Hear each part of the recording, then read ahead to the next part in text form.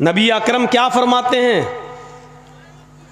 तुम देखोगे तुम्हारी जिंदगी में क़यामत से पहले एक ऐसा ज़माना आ जाएगा कि तुम अपनी आँखों से देखोगे निसाउन, ऐसी औरतों को, आरियातुन, जो कपड़े पहने होंगी, यानी देखने में कपड़े होंगे उनके जिस्म पर, कासियातुन, कपड़े पहने होंगी वो, आरियातुन, लेकिन हकीकत में वो कपड़े नहीं होंगे बल्कि वो नंगी होंगी। ये किसने कहा है? मुहम्मदुर रसूलुल्लाह सल्लल्लाहु अलैहि वसल्लम ने। ये जर्जीस और उसके बाप के घर की बात नहीं है, ये हदीस है।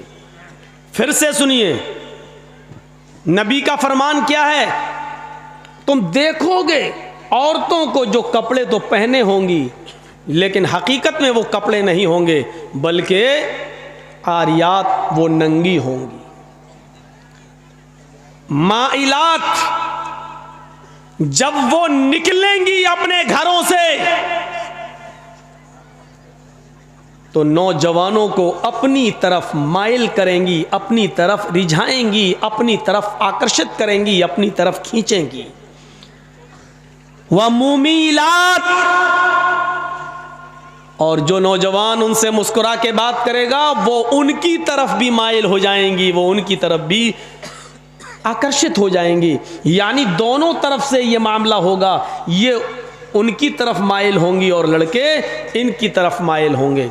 और ये माइल होने की वजह क्या होगी?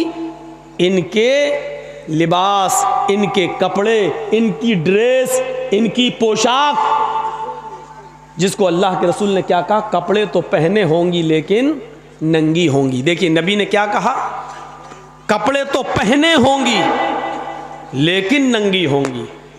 अल्लाह के रसूल ने हमें यह बताया कि हर कपड़ा पहनने वाली औरत कपड़ा पहने हुए नहीं है, वो नंगी। कुछ कपड़े ऐसे हैं जिनको पहनने के बावजूद भी औरत नंगी कहलाती है। आज तक हमने किसी औरत को नंगा कहा है? इसी जलसे में चलिए बाहर, आओ इसी स्टेज के बाहर चलते हैं, चंद कदम की दूरी पर चलते हैं और अभी हम आपको दिखा देते हैं कि कितनी लड़कियां और कितनी औरतें नंगी घूम रही हैं। आप कहोगे दिखाइए मौलाना, और जिसको मैं दिखाऊंगा आप कहोगे नंगी कहां है, तो मैं आपको कहूंगा कि अल्लाह के रसूल ने इसी औरत को नंगा कहा है। कपड़े तो पहने होंगी लेकिन नंगी होंगी।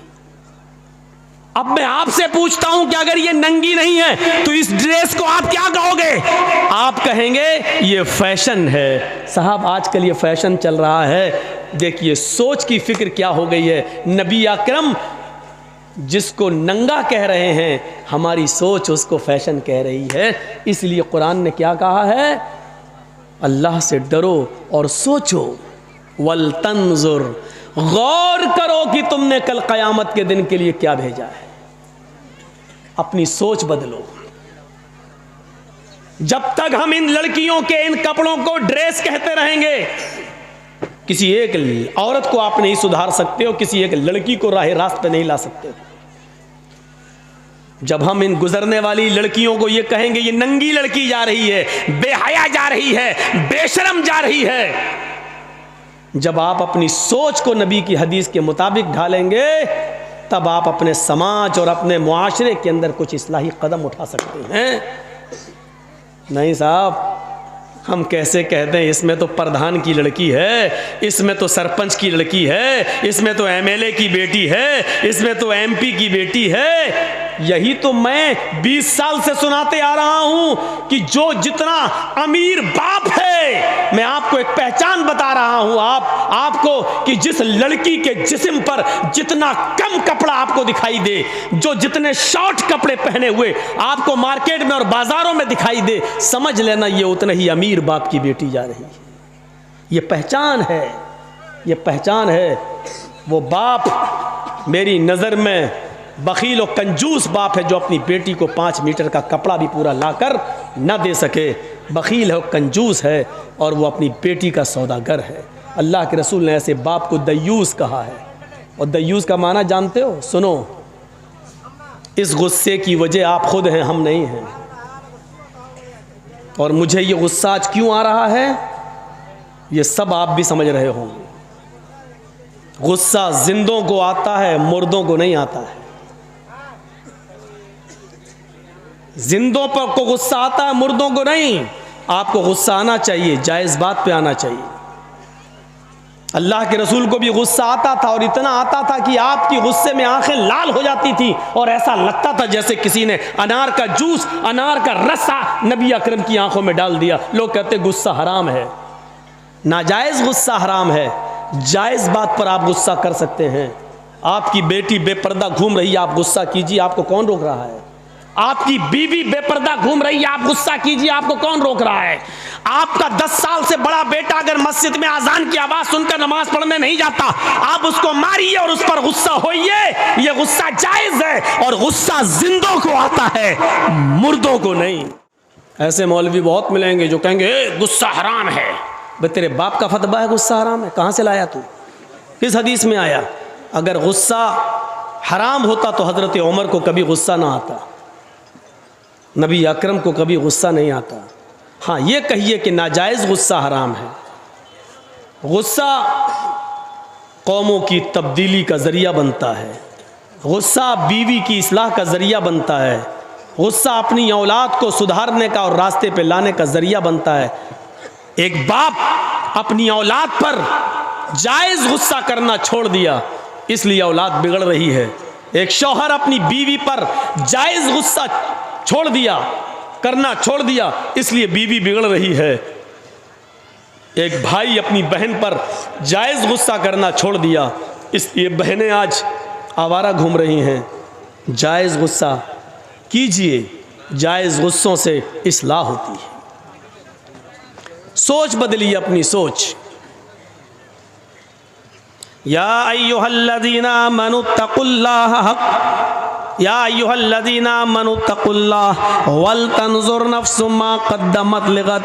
आई ईमानो वालो, तुम अल्लाह से डरो, यानी जो अल्लाह से जितना ज़्यादा डरेगा वो इस दुनिया में उतना ही ज़्यादा गुनाहों से बच बच कर चलेगा, और जितना इंसान गुनाहों से बच बच कर चलेगा आखिरत के अंदर उतनी ही उसकी नेकियां बढ़ेंगी और वो जन्नत का मुस्तहिक होगा।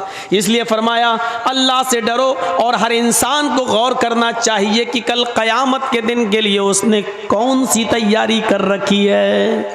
कौन सी तैयारी? क़यामत से जोड़ा है। हमें इस दुनिया में हमेशा नहीं रहना है। इस चीज़ को ज़रा सोचिए और समझिए। इस चीज़ को ज़रा सोचकर और समझने की कोशिश कीजिए।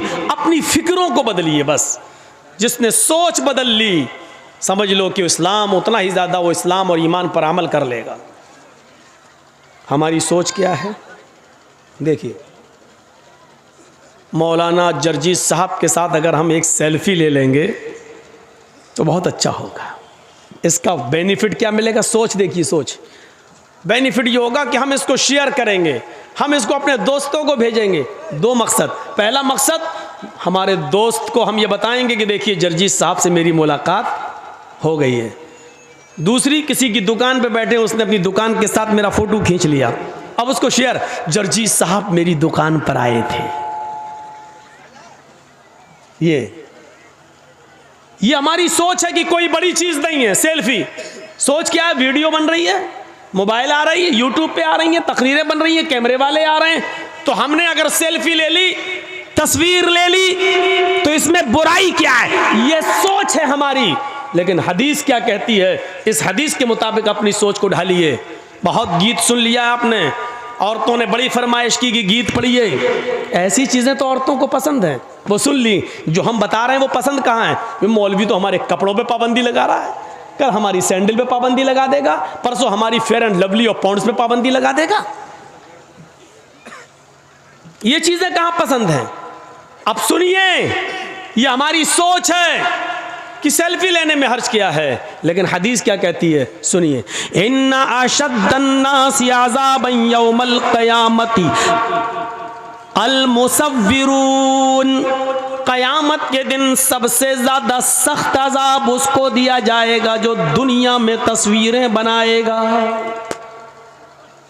देखें आप, हदीस ने क्लियर कर दिया।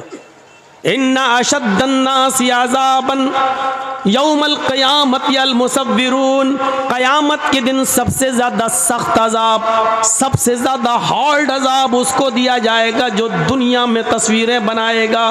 क्लियर कर दूं, जो दुनिया में फ़ोटो खींचेगा, सेल्फी लेगा, मोबाइलों में किसी को अपने अंदर कैद करेगा, क़यामत के दिन इन लोगों को सबसे ज़्यादा सख्त अज़ाब दिया जाएगा। सोचिए, सोच, आज हम सोच बदलेंगे बस। अल्लाह के रसूल ने इस पर क्या कहा, अशद्दन्नासी अज़ाबन, लोगों में सबसे ज्यादा सख्त अज़ाब उसको दिया जाएगा। एक तो होता अज़ाब दिया जाएगा, आग में डाल दिया, नहीं, एक होता है लोगों में सबसे ज्यादा सख्त अज़ाब। और जहन्नम का सबसे ज्यादा सख्त अज़ाब क्या है आपको मालूम है? हमें नहीं मालूम, मौलवी जर्जीस को नहीं मालूम सबसे ज्यादा सख्त अज़ाब क्या है। हाँ, सबसे हल्का अज़ाब मैं जानता हूं क्या मिलेगा, सबसे हल्के अज़ाब को बता देता हूं, उससे सबसे ज्यादा सख्त क्या होगा उससे आप अंदाजा लगा लीजिएगा, सोच लीजिएगा बस। आज सोच बदलिए। मौलवी जर्जीस की सेल्फियां लेने वालों, मौलवियों को अपने कैदों में और कैमरों में बंद करने वालों, सुनो, या तो मौलाना जर्जीस को बुलाना छोड़ दो या फिर हदीसों पर, कुरान पर अमल करना शुरू कर दो। दोनों चीजों में से एक काम करो, छोड़ दो। बहुत सुन चुके हो वेदों के मंत्र, बहुत सुन चुके हो गीत, बहुत सुन चुके हो गाने। जलसों के मिजाज को बदलो, कुरान और हदीस को सुनने की आदत डालो। जलसों का चंदा तुम कुरान और हदीस के नाम पर लेते हो, दीन के जलसों पे के नाम पे करते हो। 100, 200 और 1000 रुपए का चंदा लोगों के दरवाजों पे जाके इजलास दीन के काम के नाम पर करते हो, गीत के नाम पर नहीं, वेद और रामायण और के श्लोक और मंत्र के नाम पर नहीं। इसलिए अपनी सोच बदलो और अपनी आदतों को बदलो। मेरी बात आज कड़वी लगेगी, अब क्या करूं, जब बीमारी इतनी बढ़ गई है कि होम्योपैथिक और मीठी गोलियों से सही नहीं होगी तो ऑपरेशन करने की जरूरत पड़ रही है, तो कर रहा हूं। आज की तकरीर के बाद या तो जिंदगी भर के लिए मौलाना जर्जीस को तलाक दे दोगे या अपनी आदत बदल लोगे। बदलो अपनी आदत। सबसे हल्का अज़ाब क्या होगा, सुनिए। अल्लाह के नबी फरमाते इन्ना अहवना अहलिन्नारी अज़ाबन यौमल क़ियामती ला रजुलुन यूज़अ फ़ी अख़मसी क़दमैहि जमरतान। क़यामत के दिन जहन्नम में सबसे हल्का अज़ाब उस आदमी को, उस शख्स को दिया जाएगा। सबसे हल्का अज़ाब उस शख्स को दिया जाएगा। सबसे हल्का अज़ाब क़यामत के दिन उस शख्स को दिया जाएगा जिसके पैरों के तलवे के नीचे, तलवा समझते हैं ना, पैरों का तलवा, ये जिसके पैरों के दोनों तलवों के नीचे आग की 2 चिंगारियां रख दी जाएंगी। चिंगारी समझते हैं ना, चिंगारी। एक तो होता कोयला जल के अंगारा बन गया, वो तो अंगारा हो गया, अंगारा छोड़ दीजिए। चिंगारी, चिंगारी को कैसे समझाऊं, बीड़ी पीते हैं, चलती ना, हल्की सी एक चिंगारी निकली बीड़ी में से, यहाँ से एक फूटी, बुझ गई, ये होती है चिंगारी। कितनी सी होती है, छोटी सी। अल्लाह के नबी कहते हैं जिसने दुनिया में सबसे कम गुनाह किए होंगे, छोड़ दीजिए हम लोग तो उसमें शामिल है नहीं, सबसे कम गुनाह करने वालों में हम लोग शामिल नहीं है, माफ़ कीजिएगा। हम लोगों ने कितने गुनाह किए पता नहीं। कयामत के दिन सबसे हल्का अज़ाब उसको दिया जाएगा जिसने दुनिया में सबसे कम गुनाह किए होंगे। कोई तो होगा अल्लाह का बंदा जिसने कम गुनाह किए होंगे, सबसे हल्का अज़ाब उसको दिया जाएगा। और उसको सबसे हल्का अज़ाब दिया जाएगा तो कौन सा अज़ाब होगा, लरजुलुन युज़अ फ़ी अख़मसी क़दमैहि जमरतान, उसके पैरों के दोनों तलवों के नीचे आग की 2 चिंगारी रख दी जाएंगी। हल्की हल्की सी 2 चिंगारी, सिर्फ 2 चिंगारी उसके दोनों पैरों के नीचे रख दी जाएंगी, एक इधर एक इधर। इन दोनों चिंगारियों की वजह से उसकी हालत क्या हो रही होगी। सुनो अल्लाह के नबी क्या फरमाते हैं और अपनी सोच को बदलो। अल्लाह के नबी क्या कहते हैं, सब इन दोनों चिंगारियों की वजह से उसकी हालत ये होगी, यगली मिनहुमा दिमागुहु, जैसे तुम हांडी के अंदर पानी भरकर आग पर रख देते हो, चूल्हे पर रख देते हो, और थोड़ी देर के बाद वो पानी जब बॉयल होता है, उबलता है, हांडी में उस पानी के खौलने की आवाज आती है, यगली मिनहुमा दिमागुहु, आग की इन दोनों चिंगारियों की वजह से उसका दिमाग खौल रहा होगा। आग की दोनों चिंगारी की वजह से इसका दिमाग ठिकाने नहीं रहेगा, उसका भेजा बाहर निकला जा रहा होगा, उसका दिमाग हांडी की तरह खौल रहा होगा।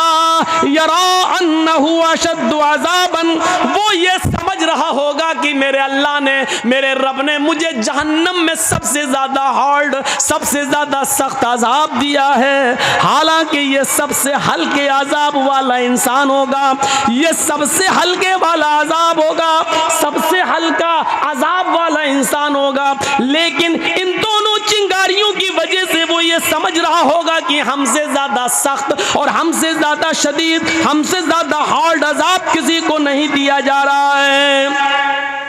फोटो बनाने वालों, तस्वीरें खींचने वालों, अब सोचो, मुझे मालूम है कि मेरी इस तकरीर के बाद भी तुम नहीं मानोगे।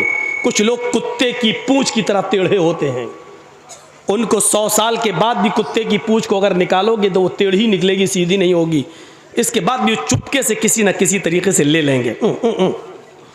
होता है, मेरी नहीं किसी और की, वो लेंगे, नहीं बदलेगी आदत। मरेंगे तब देखा जाएगा, अभी थोड़ी मर रहे हैं हम, मरने से पहले तौबा कर लेंगे। जब अल्लाह रब्बुल आलमीन का फैसला आ जाता है तो कभी कभी वक्त ऐसा भी होता है कि तौबा के दर, तब तौबा की मोहलत भी नहीं मिलती है, किसी से माफ़ी और तलाफ़ी की मोहलत भी नहीं मिलेगी। कभी कभी ऐसा मंजर भी सामने आ जाता है। मेरे प्यारे साथियों, गौर कीजिए, इस मंजर को देखिए, सोच बदलिए अपनी। सबसे हल्का अजाब उसको दिया जाएगा जिसके पैरों के तलवे के नीचे 2 आग की चिंगारियां रख दी जाएंगी। जब सबसे हल्का अजाब ही होगा तो तस्वीर बनाने वालों को सबसे ज्यादा सख्त अजाब दिया जाएगा। तो सबसे ज्यादा सख्त अजाब क्या होगा? इन्ना शद्दन्नासी अज़ाबन यौमल क़यामती अल मुसव्विरून, क़यामत के दिन सबसे ज्यादा सख्त अजाब उनको दिया जाएगा जो दुनिया में तस्वीरें बनाएंगे, जो दुनिया में फोटो खींचेंगे, जो दुनिया में अपने मोबाइल में किसी को कैद करेंगे। सोचो तुम, अल्लाह रब्बुल आलमीन की एक तख्लीक, अल्लाह ने इंसान को, जानदार को पैदा किया, तुम उसको अपने कैमरों में बंद कर रहे हो जबकि तुम उसके अंदर रूह नहीं डाल सकते हो। क़यामत के दिन अल्लाह तुम्हारे इन कैमरों को तुम्हारे सामने पेश कर देगा, तुमने जिन चीजों को खींचा है वो पेश कर देगा। तुमने अपने मोबाइल से डिलीट जरूर कर दी है मौलाना जर्जीस की तस्वीर, फला मौलाना की तस्वीर, लेकिन फरिश्तों ने जो रिकॉर्ड कर लिया है वो तस्वीर डिलीट नहीं होगी। क़यामत के दिन उन तमाम तस्वीरों को सामने रखा जाएगा, फिर अल्लाह कहेगा इनके अंदर रूह डालो, जो ना तुम्हारी ताकत है ना हमारी ताकत है, ना तुम्हारा बाप रूह डाल सकता है ना मेरा बाप रूह डाल सकता है। अल्लाह कहेगा आए फरिश्तों, इन्होंने हमारी तख्लीक की है, इन्होंने जानदारों की तस्वीरों को कैद किया है, फिर इसने रूह नहीं डाली है, ले जाओ इनको जहन्नम के अंदर फेंक दो और सबसे ज्यादा सख्त अजाब दो, सबसे ज्यादा हार्ड अजाब इन्हीं को दो। वो सबसे ज्यादा सख्त अजाब क्या होगा हमें नहीं मालूम। हाँ, सबसे हल्के अजाब से हम सोच सकते हैं कि जब हल्का अजाब ही है तो सख्त अजाब फिर क्या होगा? सख्त अजाब क्या होगा? अपनी सोच को बदलो। हम अपनी सोच नहीं बदल पा रहे हैं। अल्लाह ने क्या कहा? सोचो, गौर करो कि कल क़यामत के दिन के लिए तुमने कौन सी तैयारी करी। जब ये सोचोगे कि हमें क़यामत के दिन अल्लाह के सामने सवाल का जवाब देना है तो हम दुनिया में अल्लाह से डरेंगे। कुरान की एक आयत पढ़ता हूँ, ज़रा इसका मंजर देखिए आप। वमन अअरज़ा अन ज़िक्री फ़इन्न लहू मईशतन ज़न्का। कभी सोचा है इस आयत को मौलवियों ने बहुत बार पढ़ा होगा मिंबरों पर, खुतबों में और तक़रीरों में। ज़रा हमसे भी सुन लो। वमन आरज़ अन ज़िक्री फ़इन्न लहू मईशतन ज़न्का, जो मेरे जिक्र से एराज़ करेगा, जो मेरे जिक्र से एराज़ करेगा, हम क़यामत के दिन फ़इन्न लहू मईशतन ज़न्का, हम उसकी रोज़ी को तंग कर देंगे। अल्लाह ने यह नहीं कहा कि हम उसकी रोज़ी को बंद कर देंगे, अल्लाह ने कहा हम उसकी रोज़ी को तंग कर देंगे। अब सुनिए, बंद करना क्या होता है और रोज़ी तंग करना क्या होता है। अब किसी की आवाज़ नहीं निकलना चाहिए, जो जिसकी आवाज़ निकले उसको फ़ौरन भगाओ यहाँ से। थोड़ा सा सुन लीजिए, मैं चाहता हूँ कि बहुत आसान उर्दू में आपको समझाऊँ, क्योंकि ये मिला जुला बेल्ट है। आप लोग बंगला भी समझते हैं, लेकिन बिहार है, इसलिए आप हमारी जो ज़बान से उर्दू लफ्ज़ निकल रहे हैं आप उसको, हम बहुत आसान उर्दू बोलते हैं ताकि आप और हम सब और हमारी माँ बहनें भी समझ जाएं। अगर उनके कानों में मेरी आवाज़ जा रही है तो थोड़ी देर के लिए वो अपनी साड़ी और अपनी सैंडल दूसरों को दिखाना छोड़ दें।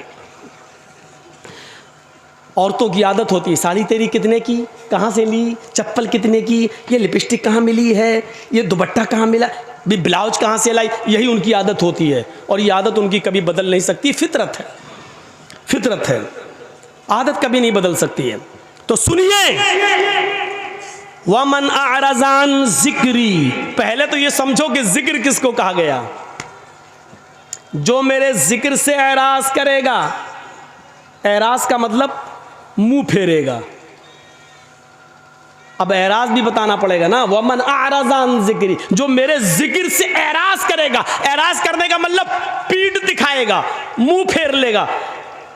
एक होता मना कर देना, हट चल हट, नहीं, मानेगा लेकिन पीठ फेर लेगा, अभी हम नहीं कर रहे, चलो। ये है एराज़ करना, ये है एराज़ करना। वमन अअरज़ अन ज़िक्री, जैसे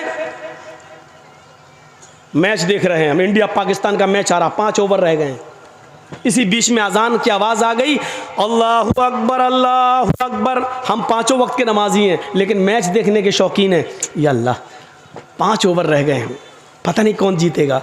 अगर नमाज पढ़ने जाते हैं तो मैच का मज़ा नहीं ले पाएंगे। नमाज पढ़ के जब तक आएंगे तब तक मैच ख़त्म हो जाएगा, वो तो पता चल जाएगा कौन हारा कौन जीता, लेकिन मैच का मज़ा नहीं ले पाएंगे। और अगर मैच देखने में लगे हैं तो नमाज जा रही है, क्या करें, चलो नमाज तो बाद में भी पढ़ लेंगे क़ज़ा, लेकिन मैच कहाँ बार बार आता है। देख रहे हैं, इसका मतलब क्या हुआ, आपने नमाज पढ़ी, अगरचे पढ़ी, लेकिन अजान हो रही है, आप मैच देख रहे हैं, मस्जिद में नहीं जा रहे हैं, तो इसका मतलब ये हुआ कि आपने नमाज से एराज़ किया है। पढ़ी है लेकिन उस वक्त नहीं पढ़ी जब आपको जाना चाहिए, आपने एराज़ किया। यह है एराज़ करना। वमन अअरज़ अन ज़िक्री, और जिक्र से मुराद नमाज है, जिक्र से मुराद नमाज है। कुरान में अल्लाह ताला ने फरमाया, इज़ा नूदिया लिस्सलाती मिन यौमिल जुमुअती फसअू इला ज़िक्रिल्लाह, जब जुमे के लिए मुअज़्ज़िन अज़ान देने लगे और बुलाने लगे, पुकारने लगे, अल्लाहु अकबर अल्लाहु अकबर, जब जुमे की अज़ान की तरफ तुम्हें बुलाया जाए, जब जुमे की नमाज के लिए तुम्हें बुलाया जाए, इज़ा नूदिया लिस्सलाह, जब नमाज के लिए तुम्हें आवाज़ दी जाए, यानी अज़ान की आवाज़ आए, फसअू इला ज़िक्रिल्लाह, तो तुम चल पड़ो, कहाँ, अल्लाह के जिक्र की तरफ। देखिए यहाँ जिक्र कहा, अल्लाह के जिक्र की तरफ, यानी जुमे की नमाज के लिए। जिक्र से मुराद नमाज।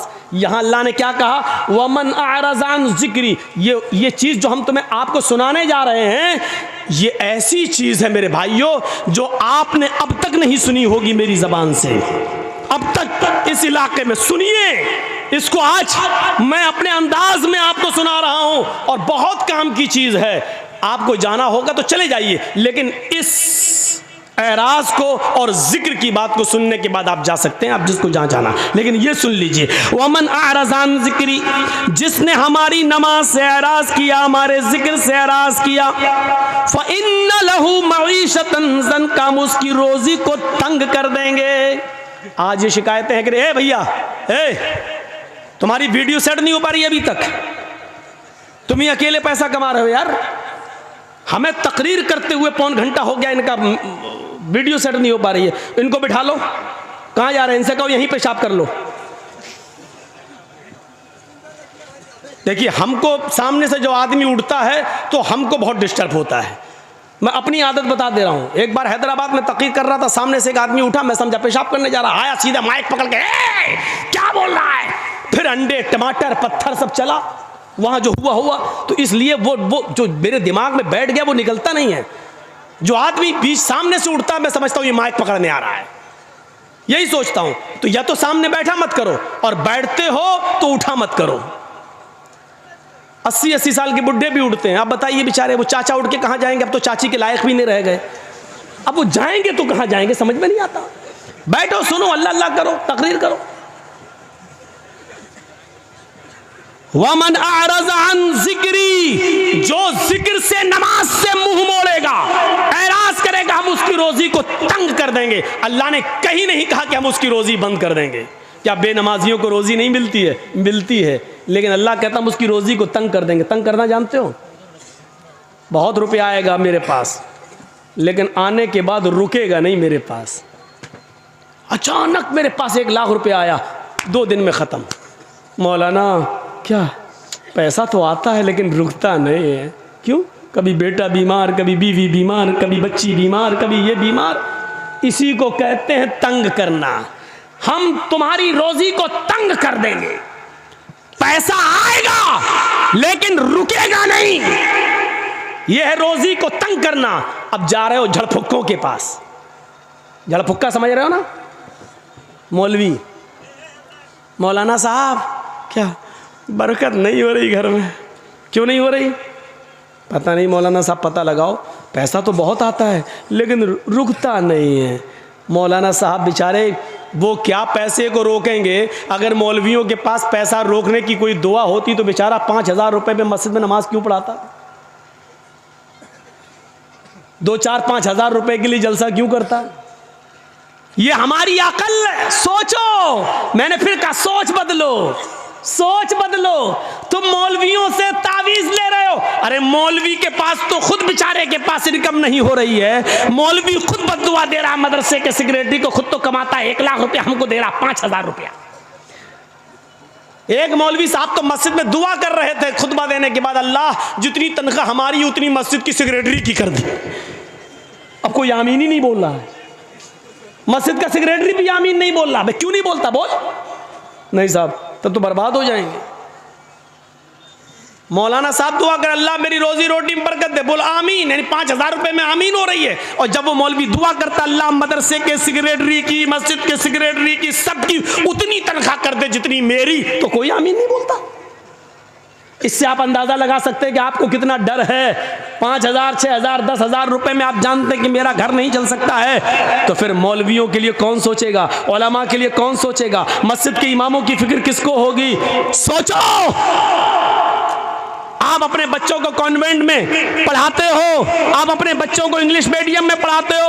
आपका बच्चा इंटर करने के बाद, साइंस साइड से बायो लेने के बाद, MBBS को नीट में पास करके वहां चला जाता, वो कमाएगा। लेकिन मदरसे में पढ़ने वाले बच्चों के बारे में कभी आपने तसव्वुर किया है कि ये कितने भी बड़े मौलाना बन जाएं, आलिम बन जाएं, लेकिन इनकी दौड़ मस्जिद और मदरसे से बाहर नहीं जा सकती है? कभी सोचा है आपने इन मदरसे से पढ़ने वाले तलबा के बारे में? मैंने कहा ना मेरी तकरीर आज पूरी सोच के ऊपर होगी। सोच बदलो। इनके बारे में कौन सोचेगा? कौन? एक MLA, एक MP, एक सरपंच, एक मुखिया अपनी बेटी की शादी बड़े धूमधाम से कर रहा है, लेकिन इसी गांव में एक वो गरीब लड़की भी रहती है जिसके बाप के पास मोटरसाइकिल खरीदने का पैसा नहीं है कि वो देकर अपनी बेटी का हाथ पीला कर सके। इस बेटी के बारे में कौन सोचेगा? किसको फिक्र होनी चाहिए? MLA, MP की बेटी, बारात उसके घर में आती है, 500 और 1000 आदमियों को बेहतरीन खाना खिलाएगा। लेकिन सोचो उस गरीब आदमी की बेटी के घर में अगर 400 और 500 आदमियों की बारात नहीं, सॉरी, बारात का लफ्ज बदनाम मत करो। इसलिए मैं कहता हूं ये 400 और 500 चोर, ये लुटेरे, ये डाकू जिस घर में पहुंच गए हैं, कभी सोचा है कि उस लड़की का बाप इनको कहां से खिलाएगा? क्या कहाँ कहाँ से कर्जा लेगा, इन बेटियों के बारे में कौन सोचेगा और इनके माँ बाप के बारे में कौन सोचेगा। इस्लाम ने तो गरीबों के लिए भी रास्ते निकाले थे, आपने रास्ते बंद क्यों किए। सुनना पड़ेगा आज तुम्हें, क्या तुम्हारे बाप को भी सुनना पड़ेगा। जब तक मैं यहाँ हूँ, ये अथॉरिटी, ये पावर मुझे जनाब मोहम्मद रसूलुल्लाह की शरीयत ने दिया है, ये सुनना पड़ेगा तुम्हें। इसलिए सोचो, कुरान ने बार बार कहा फ़अतबिरू या उलिल अब्सार, आए अकल रखने वालों सोचो। कुरान ने बार बार कहा तदब्बरून, क्या तुम गौर व फिक्र नहीं करते, ताकिलून, क्या तुम अक्ल व शऊर से काम नहीं लेते। कुरान ने बार बार सोचने और फिक्र करने की दावत दी है कि सोचो। वमन अअरज़ अन ज़िक्री फ़इन्न लहू मईशतन ज़न्का, जो दुनिया में अल्लाह के जिक्र से एराज करेगा हम उसकी रोजी को तंग कर देंगे। फिर समझो एराज किसको कहते हैं। एराज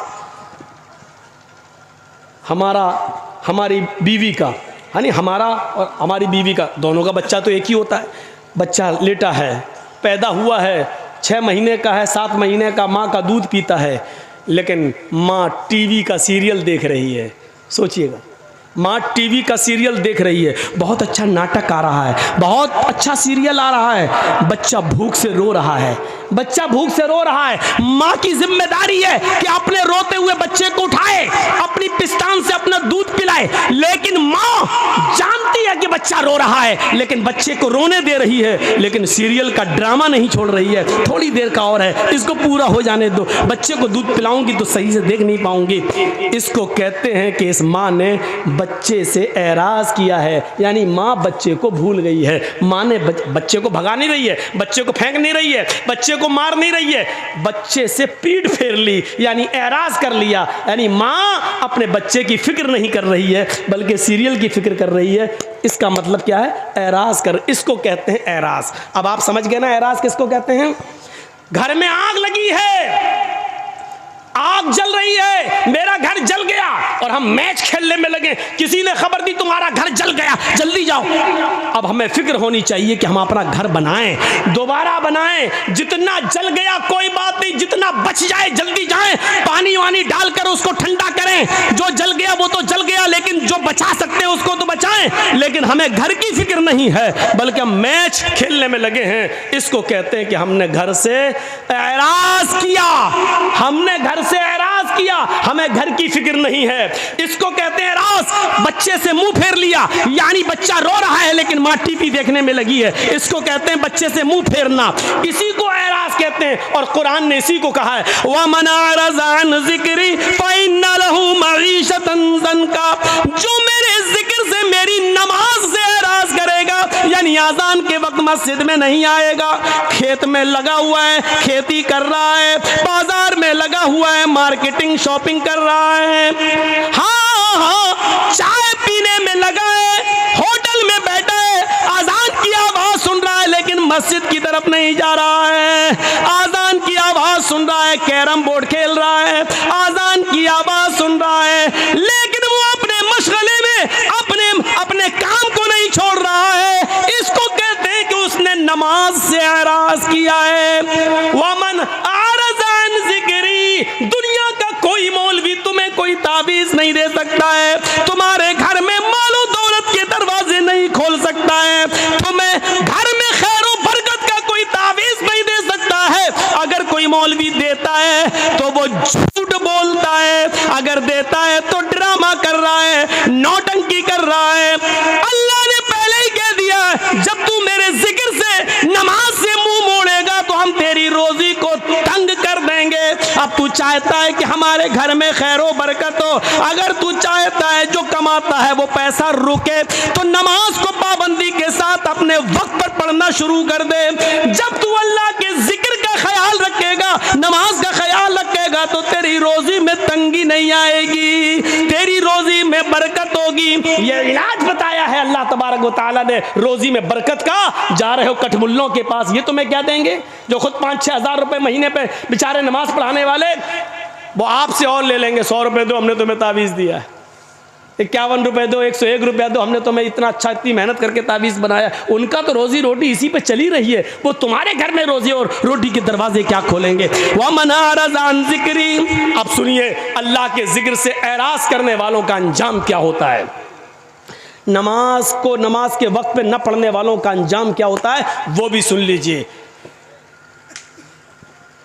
सन 1995 की बात है, 1995 की तकरीबन।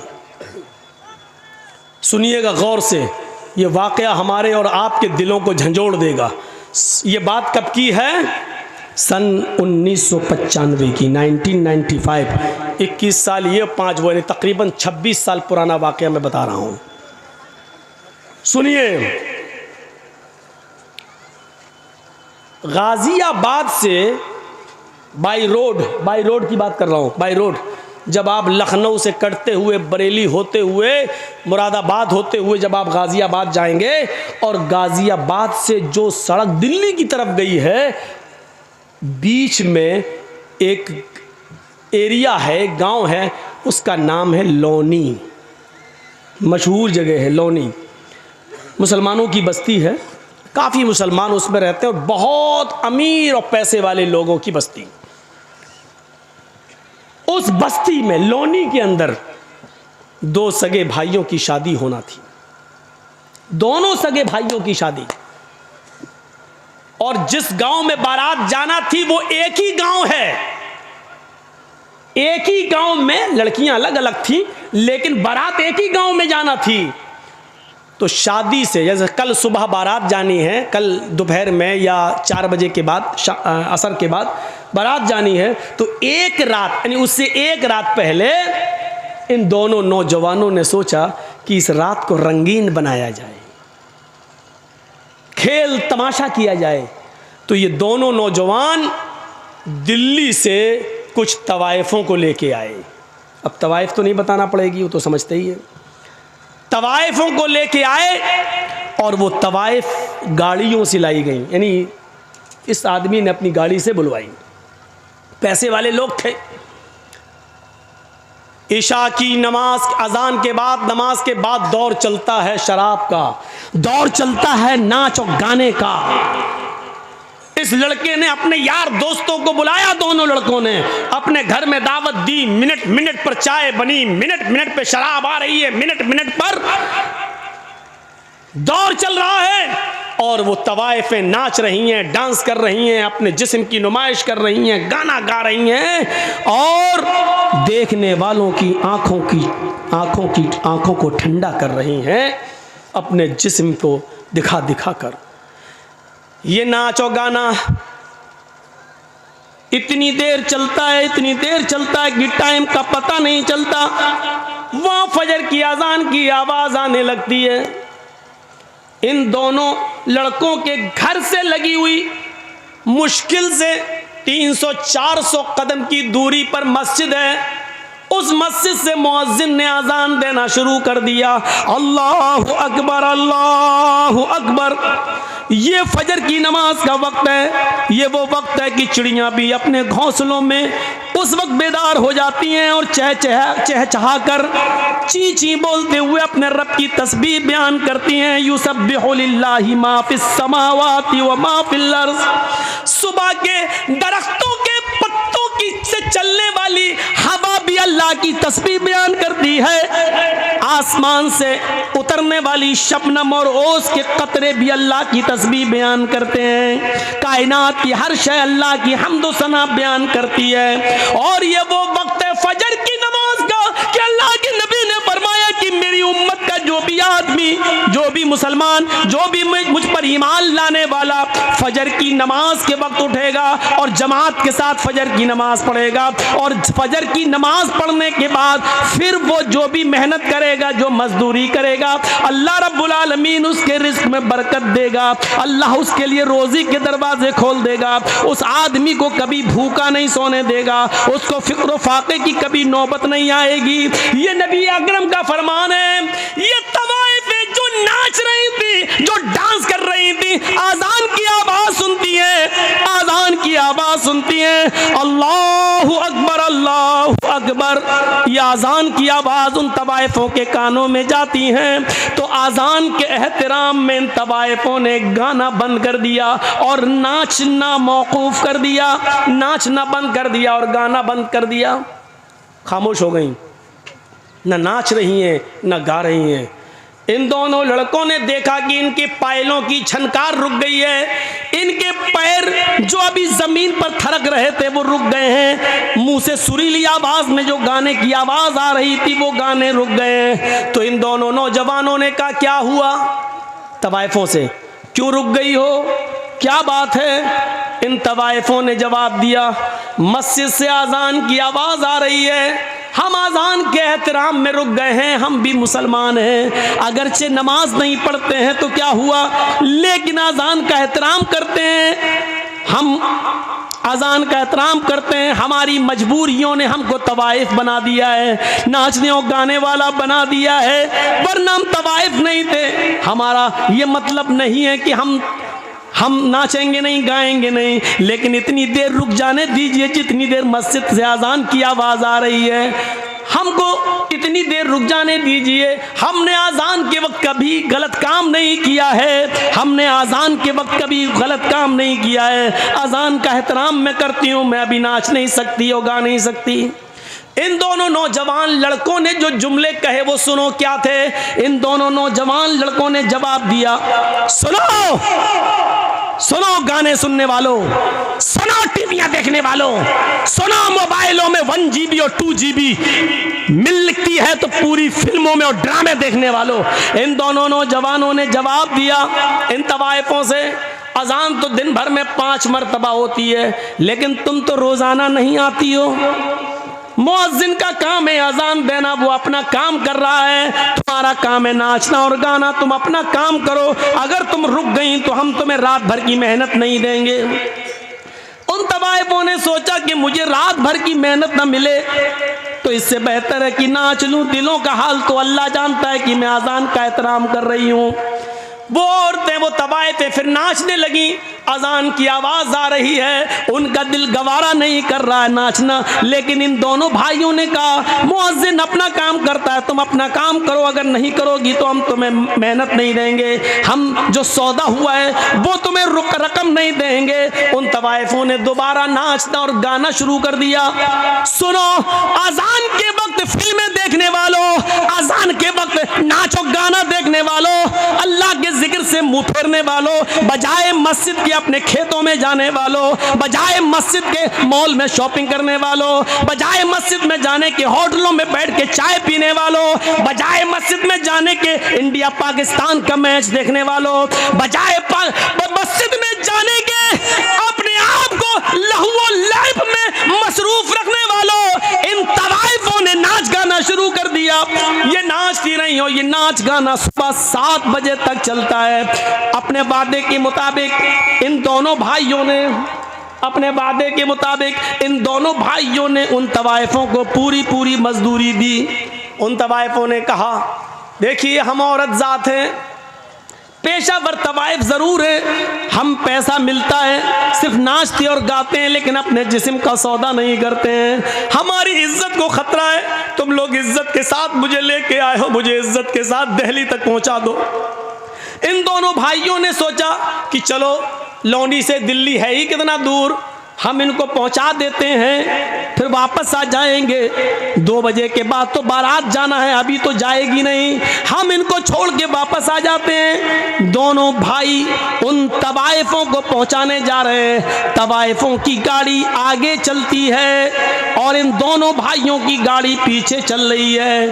तवाइफों की गाड़ी आगे चलती है, तवाइफों का जो ड्राइवर था वो थोड़ा होशियार था, इसलिए उसने बहुत होशियारी के साथ गाड़ी को मोड़ मार कर निकाल लिया, लेकिन सामने से आने वाले ट्रक ने इन दोनों भाइयों की गाड़ी में ऐसी टक्कर मारी कि इन दोनों भाई की गाड़ी कई हिचकोले खाने के बाद काफी दूर गिरती है, एक खेत में गिरती है। आनन फानन लोगों की भीड़ जमा हो जाती है। किसी तरह कार का, गाड़ी का ढक्कन खोला जाता है, उसकी खिड़की खोली जाती है, उसकी विंडो खोली जाती है, लेकिन दोनों भाइयों की लाशें इतनी बिगड़ चुकी हैं, इतनी खराब हो चुकी हैं कि पहचान से बाहर है कि बड़े भाई की लाश कौन सी है और छोटे भाई की लाश कौन सी है। पहचान नहीं, पहचान से दूर है। ऐसी टक्कर होती है ट्रक से कि गाड़ी दूर गिरती है, बड़ी मुश्किल से ढक्कन खोला गया। बस करो भैया, पी लेना बाद में चाय यार, हम इनको मना कर रहे हैं, पीछे से आप बोल रहे हैं। दोनों भाइयों की गाड़ी खिड़की खोली जाती, जब खिड़की तो लाश पहचानने में नहीं आ रही है कि बड़े भाई की लाश कौन सी है, छोटे भाई की लाश कौन सी है। इन दोनों लाशों को उठाया गया है, पोस्टमार्टम के बाद माँ बाप के हवाले किया गया है। जरा इस अंजाम को नौजवानों कभी सोचा है आपने? सोचा है आपने? 2 बजे के बाद इन दोनों की बारात जाना थी, लड़की वाले के गांव में, लड़की के गांव में, लड़कियों के गांव में इन दोनों की बारात जाना थी। जरा सोचिए, फिर हम वहीं आएंगे, सोचिए हम वहीं आएंगे, आपको बार बार वहीं ला रहे हैं, सोचिए। अभी इन दोनों की बारात लड़कियों के गांव में जाना थी, अब बारात नहीं जा रही है, अब इनका जनाजा कब्रिस्तान की तरफ जा रहा है। थोड़ी देर में कहां से कहां तब्दीली आ गई, चेंजिंग देखिए।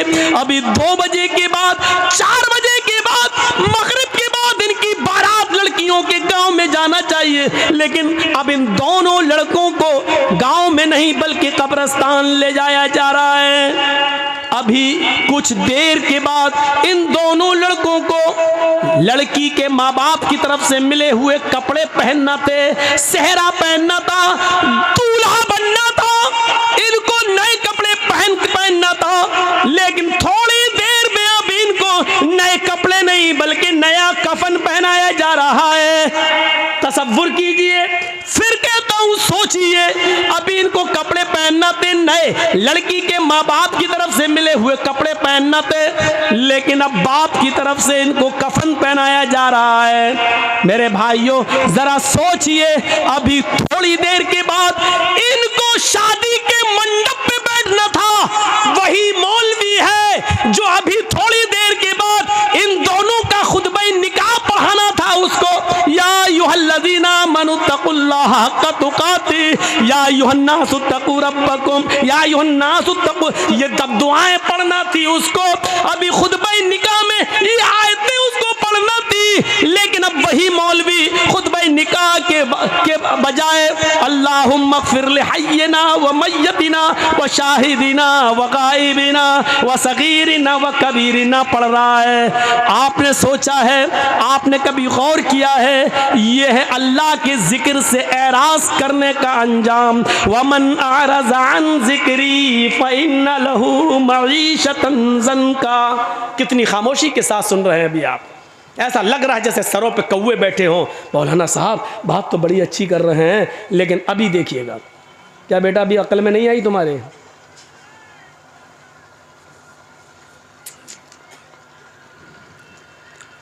तसव्वुर कर रहे हैं आप, थोड़ी देर में क्या हैसियतें बदल गई। जाना था लड़कियों के घर, बारात लेकर गांव में पहुंचाया जा रहा है कब्रिस्तान। पहनना थे लड़की के माँ बाप की तरफ से मिले हुए कपड़े, पहनाया जा रहा है कफन। मौलवी को पढ़ना था या अय्युहल्लज़ीना आमनुत्तकुल्लाह हक़्क़ तुक़ातिह, कुरान की आयतें पढ़ के निकाह पढ़ाना था, लेकिन उसी मौलवी को अब क्या पढ़ना पड़ रहा है? अल्लाहुम्मा अग़फ़िर लिहय्यिना व मय्यतिना व शाहिदिना व गाइबिना व सगीरिना व कबीरिना। थोड़ी देर में हैसियतें बदल गई। अंजाम सोचो, जिसने उन तवाइफ़ों को अजान के वक्त भी नचवाया हो, इन दोनों नौजवान लड़कों का अंजाम क्या हुआ। और फिर ये तो दुनियावी अंजाम है, कब्र के अंदर ये अपने अंजाम को क्या भुगत रहे होंगे, ये तो अल्लाह ही बेहतर जाने। और जहन्नम के अंदर अपने अंजाम को क्या भुगतेंगे मेरे भाइयों, ये तो अल्लाह ही बेहतर जाने। हम तो मुसलमान होने के नाते से सिर्फ दुआए मग़फ़िरत ही कर सकते हैं, अल्लाह इनके गुनाहों को माफ़ फरमा दे। मेरे भाइयों, ये दुआ हर मुसलमान का हक़ है करने का, लेकिन माफ़ करना न करना ये तो अर्श वाला जानता है कि उसको माफ़ करना चाहिए कि नहीं करना चाहिए। ज़रा तसव्वुर करो कि क्या क्या ये आदमी गुनाह की माफी के लायक है जो तवाइफों से ये कह रहा हो कि आजान तो 5 वक्त होती है, तुम रोजाना थोड़ी आती हो, आजान तो फिर भी हो जाएगी, तुम बार बार थोड़ी आओगी, मुअज्जिन अपना काम कर रहा है, तुम अपना काम करो। जरा तसव्वुर करो, क्या ऐसा शख्स अल्लाह की अदालत में गुनाह की तौबा के लायक है? क्या अल्लाह ऐसे शख्स को माफ कर सकता है? तसव्वुर करिए, हम ये नहीं कह रहे माफ करना न करना उसके इख्तियार में है, लेकिन तसव्वुर करो कि गुनाह कितना बड़ा। वमन अरज़ान ज़िक्री फ़इन्न लहू मईशतन ज़न्का। हम हैं कहाँ? अपनी सोच को बदलो। कुरान ने वही कहा, फल तंजुर नफ्स मा क़द्दमत लिग़द। हर इंसान को सोचना चाहिए कि कल क़यामत के दिन के लिए उसने कौन सी तैयारी की है। एहसास देखिए, दुनिया में दौलत कमाने के बहुत से तरीके हैं, आपको मालूम है? आइए मैं आपको बताता हूं। हजरत अब्दुल्ला इब्ने उमर अपने चंद साथियों के साथ सफर पे हैं और एक जंगल से गुजर हो रहा है। देखिए वही चाचा, इन्हीं को चाचा बोल रहा था मैं। अब एक और चाचा उड़ रहे हैं, सुनिए। हजरत अब्दुल्ला इब्ने उमर रजी अल्लाह ताला अन्हु अपने चंद साथियों के साथ गुजर रहे हैं और जंगल से उनका गुजर होता है। जंगल में एक चरवाहे को देखते हैं। यहां देखिए आप, एक तरफ लालच और दूसरी तरफ फिक्र आखिरत, इन दोनों चीजों को देखिएगा। एक चरवाहा बकरियां चरा रहा है पहाड़ से लगे हुए एक वादी में। हजरत अब्दुल्ला इब्ने उमर और उनके साथियों को जंगल में भूख लगती है, ये दस्तरखान बिछाते हैं और जो खाना ले गए थे उसको लगा देते हैं। जंगल के चरवाहे पर नजर पड़ती है, उसको बुलाते हैं, चरवाहे इधर आओ, अरे चरवाहे इधर आओ। वो करीब आता है और कहते हैं कि आओ हमारे साथ, तुम भी खाना खा लो, हम खाना खाने जा रहे हैं, तुम भी भूखे होगे, सुबह से बकरियां चरा रहे हो, आओ तुम भी खाना खा लो।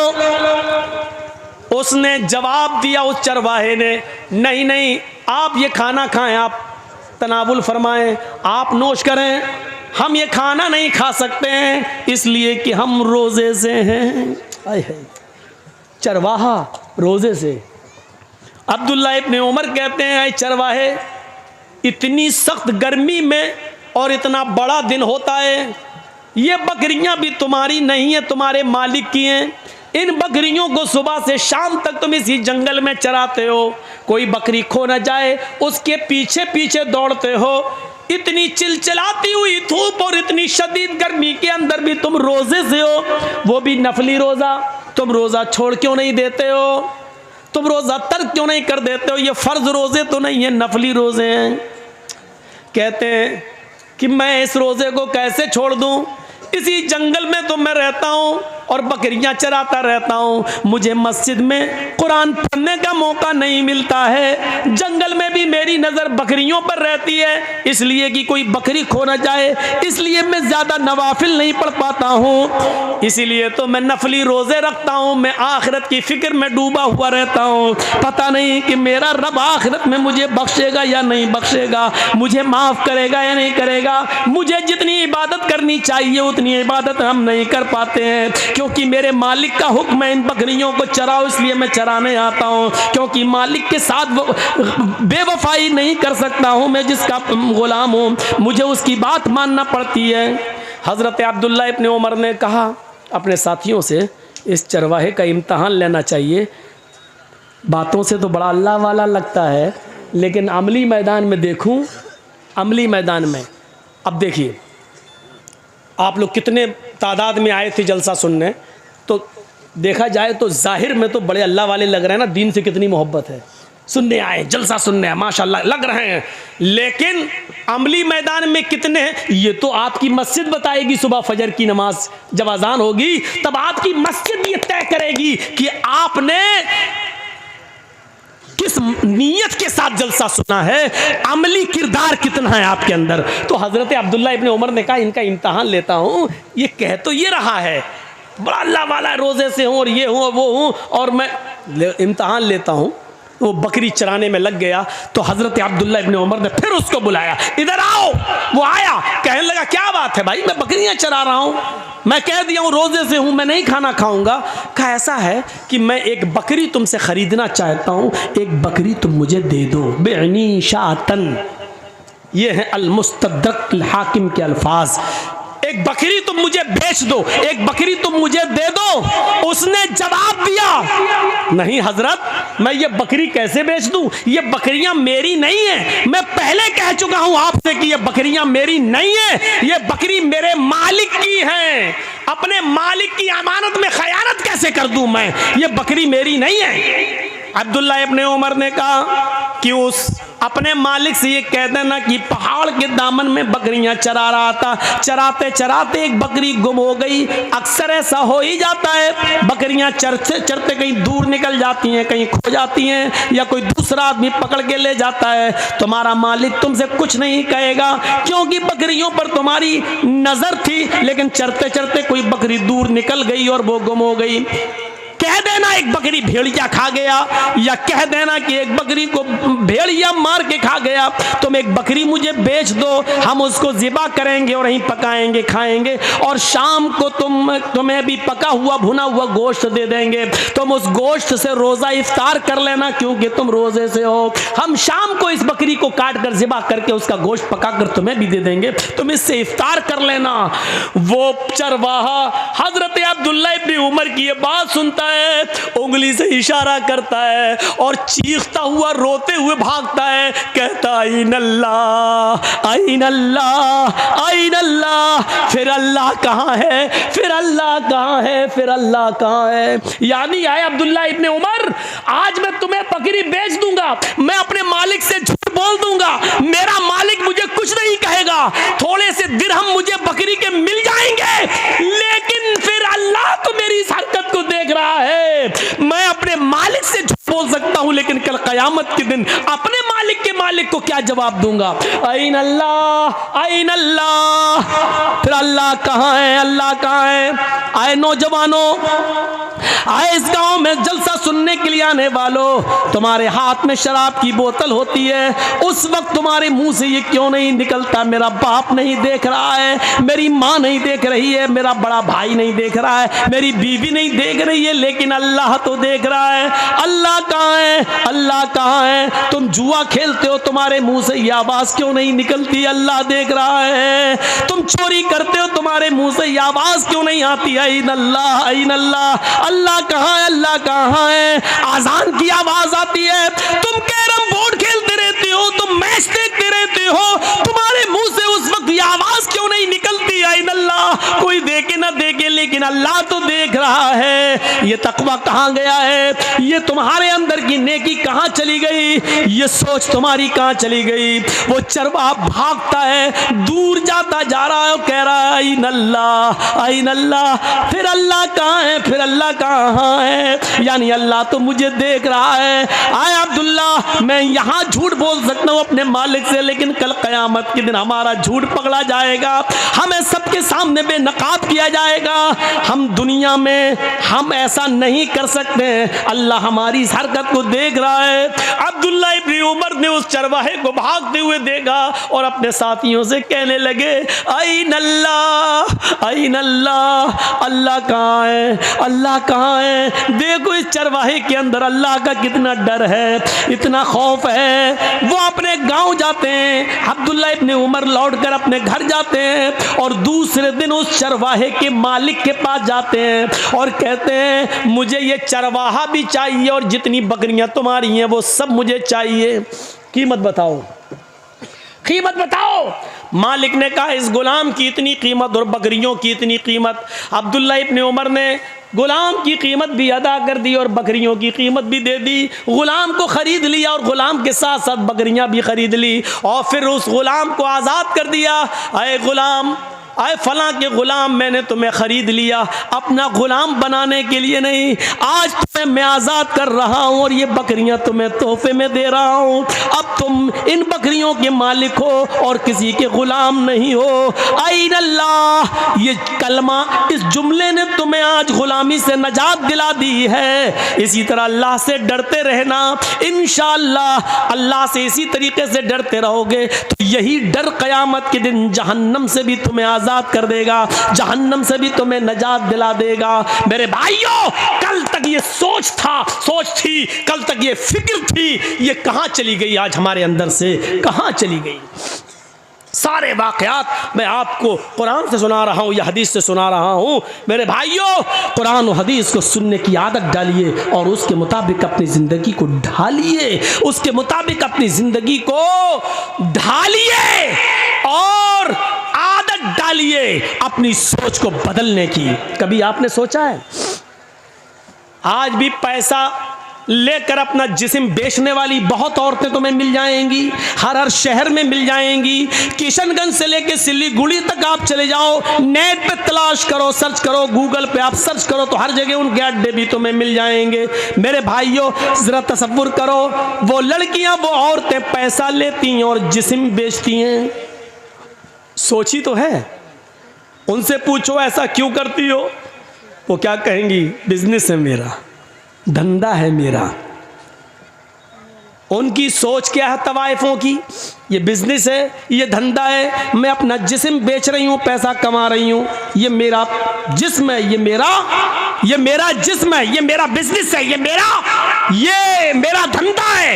ये उनकी सोच है। लेकिन हम और आप अपनी बहनों बेटियों से ये काम क्यों नहीं कराते? क्योंकि हम जानते हैं कि ये गलत काम है, ये गंदा काम है, ये हराम काम है और ये बदनामी वाला काम है, ये इंसान को जलील करता है। ये हमारी सोच है। इंसान दो हैं, वो भी इंसान, हम भी इंसान। उसकी सोच क्या है? वो कहती है ये धंधा है, और हमारी सोच क्या है? हम कहते हैं ये गलत और नाजायज़ और हराम काम है जो हम अपनी माँ बहन बेटी से नहीं करा सकते हैं। गौर कीजिए, दुनिया में इंसान वो भी है, हम भी हैं। उसकी सोच वो है, हमारी सोच ये है। जब इस दुनिया में एक इंसान की दो सोचें हो सकती हैं तो इसी को अल्लाह कह रहा, अपनी सोच को कुरान और हदीस के मुताबिक ढालो। अपनी सोच को अपने हिसाब से मत चलाओ, बल्कि कुरान और हदीस के मुताबिक अपनी सोच को ढालो। अल्लाह के रसूल ने जिन औरतों को नंगा कहा है वो तुम्हारे फैशन कह देने से फैशन नहीं माना जाएगा, वो नंगी ही रहेंगी। अल्लाह के रसूल ने जिस शराब को शराब और हराम करार दिया है, उस शराब को हम दवा का नाम देकर जायज नहीं कर सकते हैं। वो शराब शराब रहेगी, वो हराम हराम रहेगी। उसको कोई जबान में उसका नाम दवा रख दो तो दवा रख देने से उसकी हैसियत नहीं बदल जाएगी। तो मेरे प्यारे साथियों, अपनी सोच को बदलने की कोशिश करो, अपनी सोच को बदलो, अपनी जिंदगी के अंदर तकवा लाओ, परहेजगारी लाओ।